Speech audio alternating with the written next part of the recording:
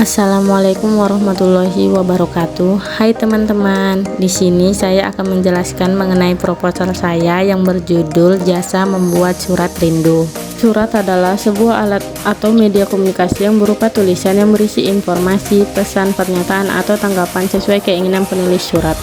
Surat merupakan sarana komunikasi tertulis. Surat dipandang sebagai alat komunikasi tulis yang paling efisien, efektif, ekonomis, dan praktis dibandingkan dengan komunikasi lisan. Apa yang dikomunikasikan melalui surat akan sampai kepada alamat yang dituju yang sesuai dengan sumber aslinya. Sebagai contoh, pada saat seorang mahasiswa ingin mengirimkan surat kepada orang tua di kampung yang bermaksud untuk menyampaikan sebuah rindu kepada orang tua yang di kampung tersebut. Kemudian, masalah yang dihadapi mahasiswa yaitu dapat mengalami homesick akibat rindu kepada orang tua yang di kampung yang dapat menghambat kemampuan belajar mahasiswa, yang membuat mahasiswa mengalami kecemasan, keraguan, kekhawatiran, hingga merasa seolah-olah kehilangan arah. Dengan adanya jasa membuat surat rindu dapat mempermudah mahasiswa mengungkapkan kerinduannya kepada orang tua yang di kampung melalui jasa membuat surat rindu, agar kerinduan terhadap orang tua yang di kampung sedikit berkurang tanpa adanya komunikasi secara lisan.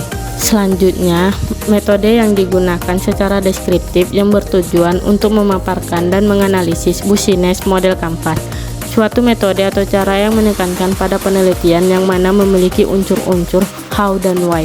Metode studi kasus merupakan metode yang melakukan penyelidikan mendalam sehingga dapat mengetahui secara lengkap gambaran mengenai keadaan perusahaan tersebut. Alat analisis SWOT digunakan dengan menggunakan 9 elemen, yaitu yang pertama, customer segment. Segmentasi pelanggan merupakan sebuah komponen dalam bisnis yang berkaitan langsung dengan demografi pelanggan. Tujuan dari diadakannya customer segmentation ini adalah untuk membuat metode pemasaran yang jauh lebih tepat sasaran. Berikut ini customer segment yang saya rangkum, yaitu yang pertama mahasiswa atau mahasiswi, yang kedua pekerja rantauan, yang ketiga santri atau santriwati. Kemudian yang kedua value proposition. Value proposition atau mudahnya produk adalah suatu hal yang dapat ditawarkan kepada target konsumen. Value proposition menjadi alasan mengapa pelanggan memilih jasa yang saya tawarkan. Hal ini juga dapat menunjukkan keunggulan dan penyelesaian permasalahan pelanggan dengan yang lebih efektif. Berikut ini value proposition yang saya rangkum, yaitu yang pertama platform support di Android, yang kedua pemesanan jasa dan transaksi pembayaran lebih praktis, dan yang ketiga voucher diskon. Kemudian yang ketiga channels yaitu bagaimana cara kita menyampaikan atau menawarkan produk kepada konsumen. Cara ini bisa bermacam-macam tergantung dari segmen konsumen. Channels ini adalah salah satu hal yang sangat perlu diperhatikan, karena jika kurang tepat, target marketing atau konsumen yang diraih dapat gagal. Macam-macam channels yang bisa dilakukan. Makin kreatif channels penjualan diciptakan, makin besar peluang untuk unggul dalam persaingan dan efektif dalam menjaring pelanggan. Berikut ini channels yang telah saya rangkum, yaitu yang pertama Instagram, yang kedua Facebook, yang ketiga TikTok, dan yang terakhir WhatsApp Business. Kemudian yang keempat customer relationship. Customer relationship adalah salah satu cara terbaik untuk menjalin hubungan baik kepada konsumen, sehingga dibutuhkan kebijaksanaan untuk memberikan pelayanan terbaik kepada konsumen.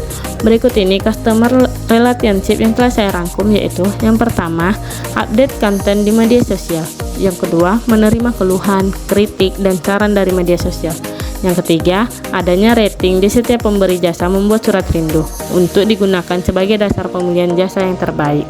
Kemudian yang kelima revenue stream. Secara umum, revenue stream adalah sumber pendapatan bisnis. Pemasukan adalah pendapatan yang sudah dikurangi dengan biaya yang dikeluarkan. Berikut ini revenue stream yang telah saya rangkum, yaitu yang pertama pendapatan dari pelayanan jasa membuat surat rindu, dan yang kedua pendapatan dari konten media sosial. Kemudian yang keenam key resource. Key resource yaitu berupa aset penting yang dibutuhkan sehingga modal bisnis dapat berjalan dengan baik. Key resource dapat berupa fisik, keuangan, intelektual, atau manusia. Berikut ini key resource yang telah saya rangkum, yaitu yang pertama platform digital, yang kedua perangkat komputer, dan yang ketiga akses internet. Kemudian yang ketujuh key partners. Key partners adalah jaringan yang dimiliki oleh jasa membuat surat rindu yang berhubungan dengan mitra bisnis sehingga dapat membuat model bisnis berjalan. Tujuannya untuk mengoptimalkan model bisnis, mengurangi risiko, dan akuisisi sumber daya.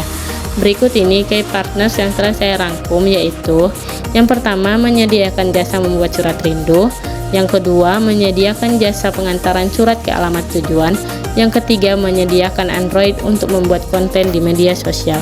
Kemudian yang kedelapan, key activities.